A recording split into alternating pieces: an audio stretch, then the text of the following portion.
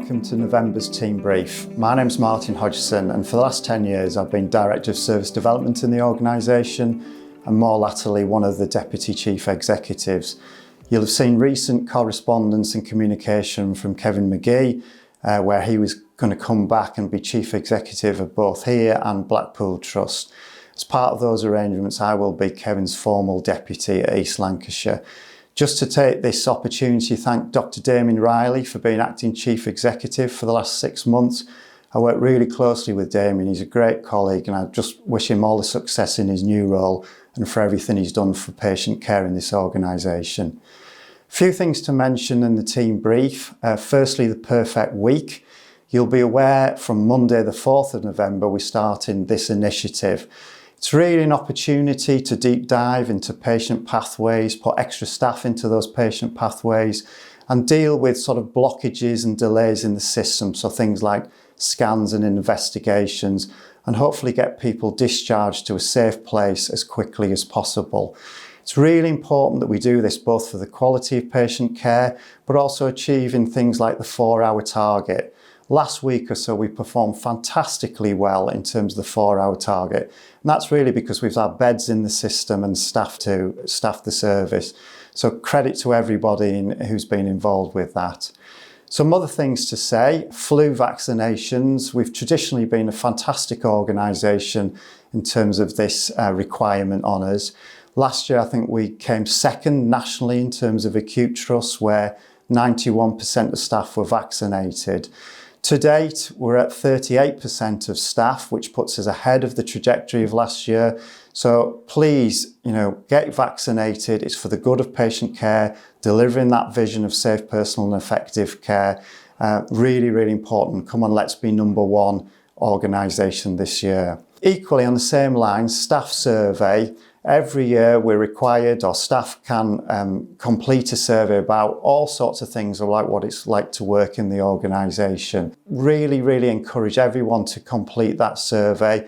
There's support from the HR team in every directorate and service. So moving on, just want to mention the Star Awards, and now the process is open where you can nominate colleagues who go beyond the extra mile to deliver that vision of delivering safe, personal, effective care. So I encourage you to nominate those staff members who really go beyond the extra mile.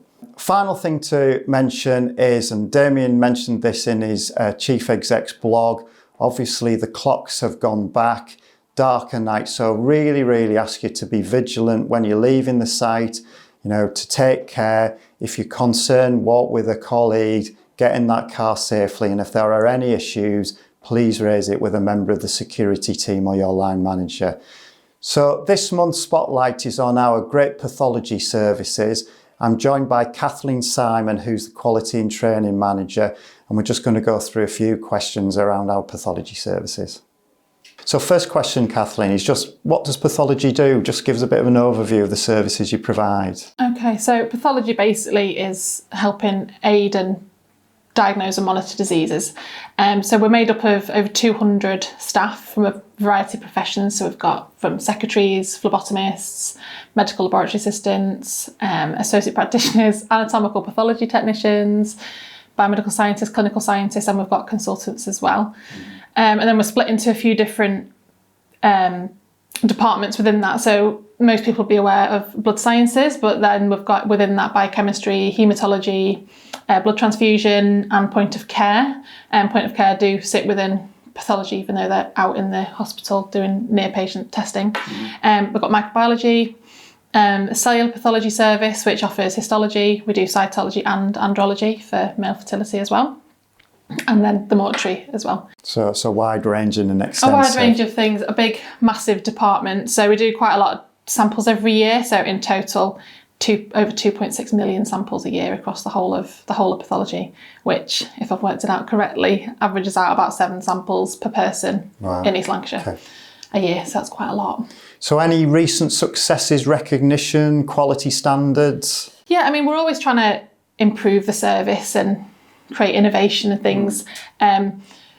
But just a brief idea of a few things we've done. So we've now got FIT testing, which is a new fecal immunochemical test that looks for blood in stool samples. So it's a new method of diagnosing symptomatic, low-risk bowel cancer patients, and it means they can be managed in primary care rather than being admitted onto a 2-week rule pathway in the hospital. And Lancashire and South Cumbria as a collective were the first to launch it as a sort of collaborative initiative, so that's quite good. And we've got new blood gas analyzers across both sites that mean that we can use smaller volumes of blood and turn around the results faster. There's also a new high sensitivity troponin test, which is a rapid rule out algorithm. So in the chest pain pathway, hopefully you can rule out myocardial infarctions faster and patients can be discharged quicker if they've not had an MI. For our microbiology department, they are the only lab in the Northwest that we know of that has an automated plating system. So when they get the swabs and they place it out on agar plates, that's automated in our microbiology department now for a lot of samples. Flu testing has recently been brought back in-house as well, because they used to send that to Manchester, which has improved turnaround times for patients as well. And we are the regional referral centre for TB culture. Right. So we do all the work for our patch.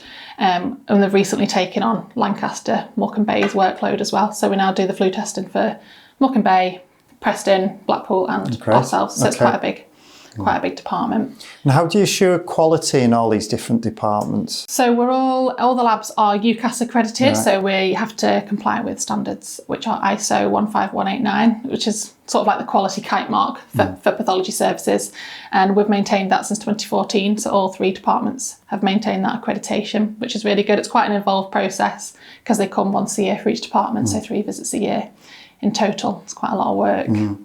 And one good success we've had this year, which is probably new in terms of lab staff, is one of our associate practitioners in the histology department. She did her undergraduate degree recently and did a research project, which she then presented at IBMS Congress. That's our professional body for biomedical scientists.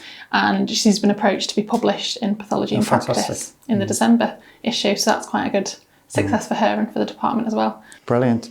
Finally, from me, in terms of our wards and departments, anything specific requests from them that they could do to help you provide a better service? Yeah, I mean, there's a few things. So year on year, demand for our service increases because there's always an increase in demand for earlier cancer diagnosis and people are getting tested earlier and things like that. But obviously our staffing and resources don't increase in line with that. I mean, like every department in the hospital really. So ways people can help us are to ensure that samples and request forms are labelled properly first time, to reduce the number of samples that we have to reject and reduce the number of tests that have to be repeated. That's especially important in the blood transfusion service because the standards for labelling are set nationally for them, not by us. So as much as people want to accept samples from people, we can't because it's legal requirements. Things like correct clinical information and relevant clinical information that we might need. So things like foreign travel for microbiology, any previous diagnoses patients have had.